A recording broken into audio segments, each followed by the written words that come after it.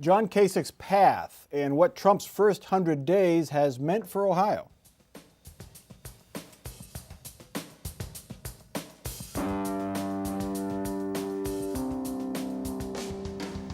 Joining us on Columbus on the Record this week, Andy Chow, State House correspondent for Ohio Public Radio. Chrissy Thompson, Columbus bureau chief for the Cincinnati Enquirer. Herb Asher, OSU political scientist. And Marianne Sharkey, public policy consultant. John Kasich's new book is titled Two Paths. Well, this week the governor made a path to every national TV studio he could find. He was on MSNBC, Fox, CNN, The View, The Daily Show, NPR. He was touting his book, of course, and preaching his message of unity and compassionate conservatism, keeping himself on the national stage and maybe, perhaps, laying the groundwork for another White House bid. I did not write this great book, okay? No. I did not write this book so I could run for president. Are you going to run for president in 2020? Very unlikely. Very unlikely. Very unlikely that I'm going to run for public office, but look. You wouldn't close the door on it.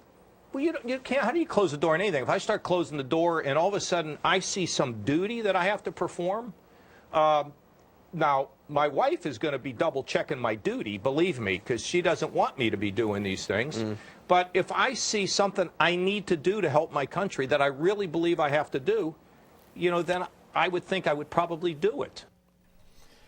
Chrissy Thompson, you've followed John Kasich on the presidential campaign. This feels very similar. This book tour he's on, the message he's spreading. Yeah, I think he told us over and over again he didn't want to run for president the last time. So, okay, yeah, there is that. I think realistically, does John Kasich have a path to run for president again successfully? Very, very unlikely. We don't know what's going to happen with Donald Trump, and I think it's quite obvious that Kasich still would like to be president. So, if something were to happen, and then not only, Donald Trump not being able to run the Republican, but the Republican Party kind of crowding over to Kasich's side, which really they haven't done. A lot of them are still annoyed. They're annoyed by this book tour, all sorts of things like this. There's just a lot of ifs there. He has, which I'm sure we're going to discuss, sort of acted like he's not very thrilled with the Republican Party, and maybe he, doesn't think that he is a Republican anymore, but I still don't see it. But the governor's been consistent for a long time now, talking about a different approach to governing. And he did that during the campaign. It didn't win him a lot of votes among the hard right, but in fact it won him a lot of credibility in terms of the person understands how you govern, how you build coalitions, how you may have to reach across the aisle. So I think he's sort of saying, I'm still there. Now, it may be the case that down the road people say, well, that's not what we're looking for. But I think he's positioned himself as sort of the mature, responsible adult in the political system. I mean, he's not really going after Trump directly, but just his tone, Marianne. Yes. It's counter to Trump's bombast and shoot from the hip type of thing. Well, I've been around long enough, and I know Herb has too, that we remember John Kasich when he was a right-winger, when he did hold the right wing in the Ohio Senate, when he was a member of Congress, when he joined up with Newt Gingrich and was a conservative. But no, I mean, even the Republican Party's gone too far to the right for John Kasich. I mean, I will say that I don't think he has a record of really working with Democrats either. We haven't quite seen that, even though he positions himself that way.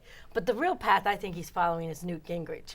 I think when Newt Gingrich has done everything in terms of writing lots of books, getting lots of speaking fees, being on national TV as an expert, I think that Kasich sees his next step out as being a Newt Gingrich, a senior member of the party. So you don't see him running? I don't really, no. I think he wants to be asked to run. I think he's putting himself out there, and he wants to see if he can generate enough public support where people are just yearning for him to run. And if that doesn't happen, then he won't run. But I think that's why he's going on The Daily Show and The View and as many places as he can, because he wants to hear if people actually want him to run. Who is paying attention to this, Chris? I mean, we are in Ohio. He's our governor. He's on a national tour. He's talked about, I mean, we pay close attention to him. But if you're even a mild political junkie in Oklahoma. Are you paying attention to this, or Iowa even, or New Hampshire even? Maybe in Iowa, maybe in New Hampshire. I don't think in Oklahoma because I really don't think some of these Republican hardliners, I think they just want him to go away. So I was actually surprised this week. I actually ended up being the first person to post anything with details in his book, and I think it kind of gave me a little bit of an insight into the fact that maybe not a lot of people really care. It didn't, that wasn't like this big, like, here's this big national scoop. I read the book first. I mean, I don't think Politico's playbook, for instance, even mentioned the book at all week long. So the moderate to, even maybe a little bit of a liberal Democrat might see John Kasich as like, wow, if we could have just had John Kasich instead of this Republican. But is that person going to vote for Kasich over, whoever else is going to run in the Democratic Party? But as Marianne said, actually, it's not the rank and file that matters right now. And actually, with respect to Newt Gingrich, I think you're very right in terms of this keeps John Kasich alive among the talking heads. Right. And he will have many opportunities over the next couple of years to offer commentary.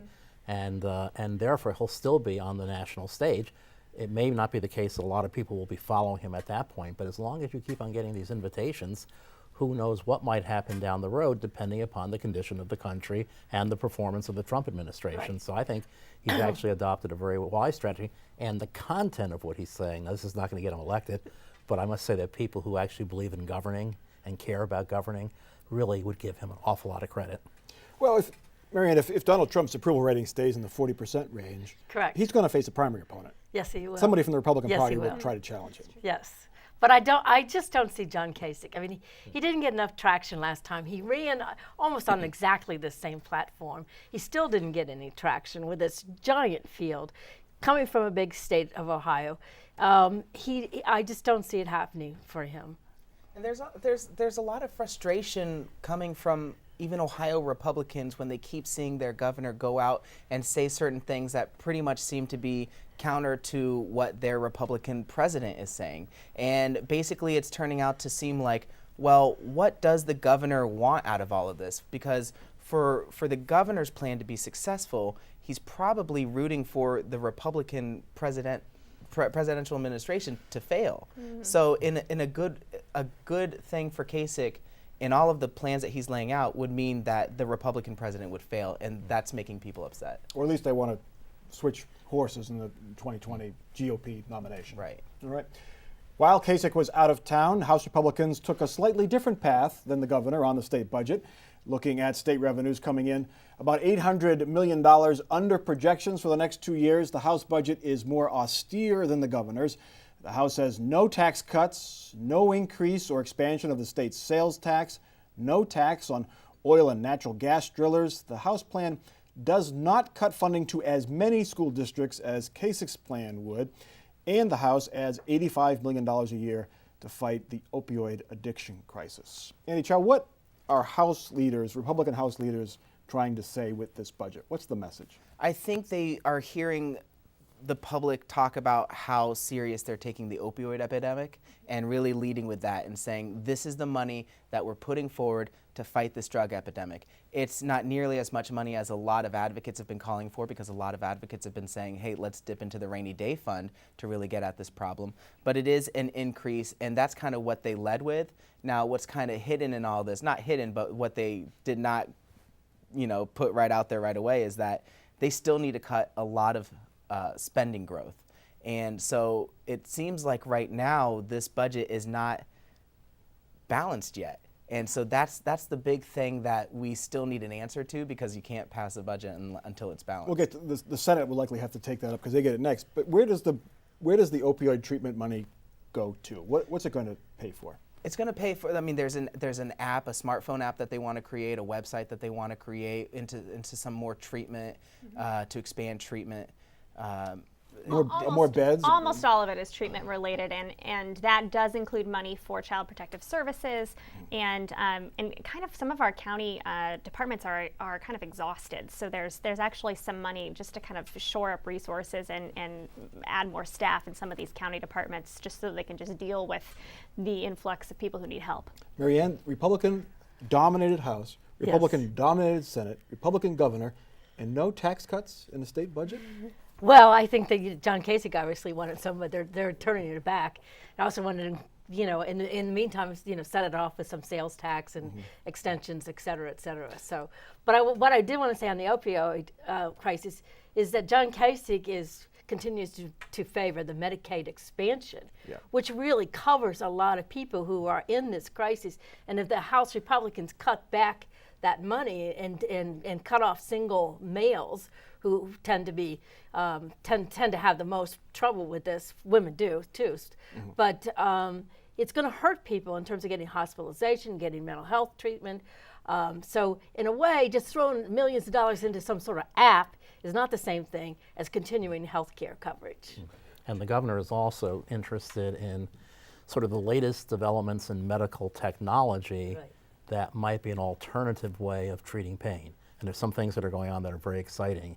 And But that's that was years down the road. Oh no, a couple of things are actually now in their third round of trials and are not that far off.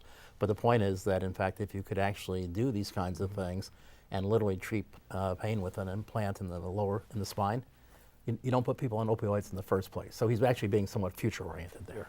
But the problem is, though, I mean, and there's technology that can help with this, but there are already drugs that people are saying that, like, they'll say Vivitrol is a miracle drug, but the problem with that is that you need to take it for at least 18 months, and it's a one shot a month, and it's $18,000 a shot. So even if we do have these big, great ways of treating people, it's still a lot of money, and it just seems like money is constantly the barrier to the hurdle to get over here. But to your point about the Republicans controlling everything, they're not on the same page. They're not even close to being on the same page. And then they'll go to the Senate, and they'll totally rewrite it again. And then John Kasich will get out his veto pen and veto a bunch of these provisions. So we'll go right down to the wire. But you might say that not cutting taxes when the state has a fiscal problem is actually a very responsible thing to not do. Well, the Democrats argument are very happy right now. Well, the argument is, That Chris, is true. if you, and Donald Trump is making this argument, if you cut taxes, you'll spur economic growth, and that has been the argument. So why not cut taxes now to spur economic growth to boost those revenues? Is that not going to sell? That trickle down is not going to sell with this legislature? I don't think so, because they've done that in the past. And I want to be clear, we are not seeing an Oklahoma or Kansas-esque situation where they cut taxes and assumed that they would make up all of the lost revenue through growth. But we assumed we would have some growth, and we haven't had growth that is as substantial as we thought, which means we have to cut a couple percentage points, not a lot, but out of what they had planned on putting in the state budget. And honestly, at this point, the legislature is just like, well, we're just not going to do that this time around. We've tried that before, and it didn't work the way it was supposed to. I think it's very clear. School funding is always that's an issue that really gets the attention of voters in the individual districts. House members seem to have responded, Andy, to that. What is the picture there? Is it's a little better, but not as It's a little better, great. but there's still a lot of districts. I think maybe even half the districts in Ohio are still going to see a cut as far instead of the amount of increase that they're expecting. And so it's a little better than the Kasich plan, but really not a lot of money. And like they said, they're trying to make this a restrained budget, not a lot of increases anywhere. What happens with education funding, primary, secondary, and higher education, is that every interested party looks at the printouts. And if they get more money, they say, oh, it must be a good funding formula. And if they don't, it must be bad. And it really makes it more difficult to really ask the broader question of what should we be supporting and how should we go about doing it. And as long as, in fact, you have districts that are losing money, then you're going to have legislators who represent those districts saying this is unacceptable. But maybe, in fact, in the real world, maybe some of those districts probably should And be. usually those are suburban districts who have wealthier property tax, and there's a lot of legislators, Republican legislators, who represent those suburbs. Which is why this is so interesting, what we've seen here, because the lawmakers stuck with John Kasich's general idea of taking money away from schools that are shrinking, which is often rural schools. It's not the suburban Republican districts, but there are Republicans representing the rural areas, and they actually signed on to this time around, which we have not seen, at least since I've lived in Ohio in the past 5 or so years. So. Okay. The tradition of the first 100 days as a yardstick to measure a presidency has been criticized as arbitrary by many, including Donald Trump, who made bold campaign promises about what his administration would accomplish in his first 100 days.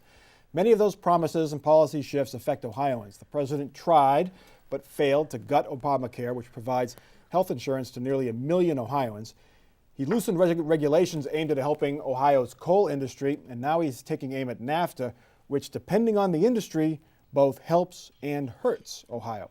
Marianne Sharkey, what has Donald Trump meant to Ohio in this, really the first 3 months of his presidency? So It far, is not early. much. Yeah. He really hasn't. I mean, he hasn't accomplished anything he promised Ohioans. Then the only thing that he's really seems to be doing well on is environmental issues of gutting them and hurting Great Lakes funding. So, I mean, those things hurt Ohio very deeply. And NAFTA, well, now he's backing away and said, well, in fact, he's even saying he didn't know his job would be this hard. But the coal, I mean, in the coal the folks industry? in the eastern Ohio, they supported his cutback on the regulations on emissions and Right, exactly. coal mining. But whether it'll translate into jobs, I mean, many experts don't think it really will translate into any real jobs. But he made them believe that it was going to. And as for the health care cutbacks, there's thousands and thousands of Ohioans who now have health care who would not if it had not been for Obamacare and John Kasich's very principled stand of expanding it to poor people. Yeah, I think if a Trump or Republican House version of healthcare, quote unquote, reform passes, you're going to see rural hospitals, community hospitals go belly up, which will make the situation in rural areas even worse. Right. The one thing he could have done, at least put it as a priority, and the number one priority, would have been infrastructure, because that would be something that would develop jobs fairly quickly, not immediately. And there you're talking about skills, construction, excavation skills, whatever that coal miners have. But that's been sort of put off till maybe year two. I think the one thing that we learned once the election rolled around last November is that we really don't know what polls are telling us. But one poll that I find really interesting is the poll of Trump supporters, and that 93% are still happy with their vote, happy that they voted for Trump and his job approval. And I think that even though he made these promises during the campaign and he hasn't really lived up to a lot of them, that is a signal of, well, people who voted for him one reason or another are still happy with what he's doing. And it kind of goes back to the whole thing of, oh, don't take him literally. Mm-hmm. Just listen to what the path he wants to go on. Mm-hmm. Don't take him literally. Mm-hmm. And I feel like even though he hasn't accomplished those things, he's still giving at least this image of being on a certain path. How long does that last, Chrissy? How long does okay, don't take him literally, we still like him? So I spent some time, my colleagues and I spent some time around the state, but I spent some time specifically in southeastern Ohio, and I definitely heard what Andy is saying here. The interesting thing is that before the inauguration, these same folks told me that they didn't think, even though Donald Trump did campaign saying that he would do certain things in 100 days, they didn't take that literally. Right. And they think this 100-day timeline is something that we as reporters have created. A lot of them thought that he might start getting this stuff done within 4 years. And really, give the guy at least 4 years, maybe 8. And a lot of these folks supported Obama. They said, it took Obama quite a while to screw things up. But they really felt like everybody deserves a lot of time, and that Donald Trump would be running into establishment opposition, and so he's trying really hard, and they've seen these little steps, especially the Clean Power Plan. They brought that up a lot as things that maybe they won't create jobs, but at least he's trying, and he said he would try. Mary, if you're a voter in Northeast Ohio, and Yes. you voted for Donald Trump because he's going to scrap NAFTA, Right. and now he's backed away from it, which may or may not help you get your job back anyway if you're in a steel plant in Youngstown. But what are they thinking today? I actually think in Northeast Ohio that hurt Hillary Clinton. I think that people did remember what her husband's role was in NAFTA. But at this point, I think they just see him as another politician who came in here, promising to get our votes, and he's not going to do anything about it. So in Youngstown, it was more of an anti-Hillary Clinton vote than a pro-Trump vote, or was it a little bit of a little bit of both? I think it was. I mean, I think NAFTA. Remember, a lot of Democrats were on board with NAFTA, and Trump was smart enough to tap into the hatred of NAFTA, and also clearly the anger going on in areas like Youngstown. He's still giving his supporters some symbolic things, even though the wall won't happen right away. He's still talking about the wall, about keeping immigrants out. The administration has somewhat different tones now about deportation, but Jeff Sessions, the Attorney General, is still giving a hard line. So if you were angry and you're angry at immigrants, the president is still reflecting your anger. And the number of undocumented workers, Yeah. illegal immigrants coming Yeah. across has slowed considerably since he Yes, took it office. has. It actually slowed even earlier. Well, John, Yeah. John Kasich had a good analogy. He said, when he was interviewed, he said it's sort of like picking a sports team. And right now, a lot of people chose Trump as their team, and they're sticking with him for at least the Till the All-Star time break. being. Yeah. Yes, the All-Star break. That's right. But let 500,000 Ohioans lose their health care. No, That's a different story. that is a different story. All right, let's get to our last topic. Redistricting reform could appear on the ballot again. 2 years ago, Ohio voters overwhelmingly approved a plan which aims to take some of the politics out of drawing state legislative districts. Now, 3 groups, the League of Women Voters, Common Cause, and the Ohio Environmental Council, want to ask voters to do the same for congressional districts. The groups are collecting signatures for a referendum. Now, redistricting reform on the congressional level is a tougher sell, partly because sitting members of Congress don't want to lose their safe seats. So last week, I tried to pin down members of Central Ohio's delegation with safe seats. That's Joyce Beatty and Pat Tiberi. Here it is. Joyce Beatty, I'll start with you because you have the second safest congressional district in Ohio. Will you support, remember, yes or no, will you support redistricting reform that will make your district more competitive? Yes and no. That ain't good enough. Well, let me answer it this way, and I'll be brief. Your question has to fit my answer. And so my answer is yes, depending, no, if not. Will you support reform that makes your district more competitive? And take all my minority folks. Yeah. So political guru Kurt Steiner, who was involved in my 2000 campaign, will tell you I had a 12-year run in a very competitive district. Charlie Cook called it a D+1. So I'm fine. Whatever. I'm fine. Yes. Herb Asher, you've worked on this issue in the past. For decades. Yes. How much power do the sitting members of Congress have in this effort to reform how their districts are drawn? They have the ability to complain, and if they have lots of friends in the state legislature, they can be successful at that. The Constitutional Modernization Commission worked on both state and federal redistricting, and Speaker Boehner had requested that the commission not do anything with respect to congressional redistricting until a U.S. Supreme Court decision was decided. It was decided we could move ahead, but in fact many people who in the legislature who might have an interest in running for Congress someday weren't particularly interested in changing the districts. Let's keep in mind what will happen if we have congressional redistricting, and the plan that's going to be on the ballot is very similar in its mechanisms to what the voters overwhelmingly approved for the state legislative.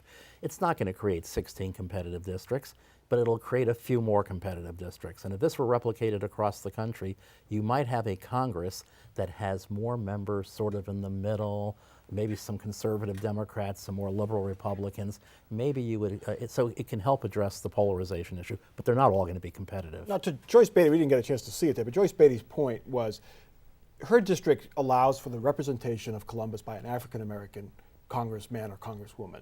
And that has valid points, but it also makes her in a very safe district. We have the same situation in the Cleveland area with Marcia Fudge, and I'm guessing that Marcia may have the least competitive. She has Is the that safest correct? district, yes. The safest. It's a plus 30 or that something. is because the Republicans, frankly, cynically, Yes. took every African American vote they could find, ran up and down streets, ran up and down blocks, into neighborhoods, curved around, what Columbus went is. from Cleveland, went to Summit County, and picked up every African American they could. They smashed them all into the. packed them in. They call it packed packing, them in. yeah. They packed them all in there, and then they made all the other districts around there more Republican. And they did it on purpose. And it wasn't because it was out of the goodness of their heart. Yeah. It was not. It was a very cynical ploy on their This has part. been replicated all over the country. So now in many deep southern states, you actually have African American members of the U.S. House. Why? Because the Republican legislature said to the African American leadership, would you like to have a black representative from Alabama? Yes, we would. Well, let's make sure we'll do this by, in fact, making the district 90% black and a Democrat. You don't need a district to be that packed.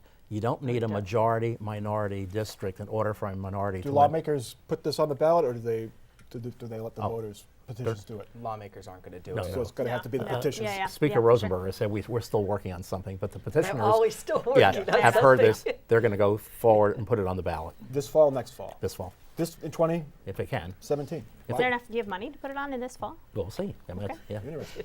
All right, let's get to our off-the-record parting shots. Mary Ann Sharkey, up first.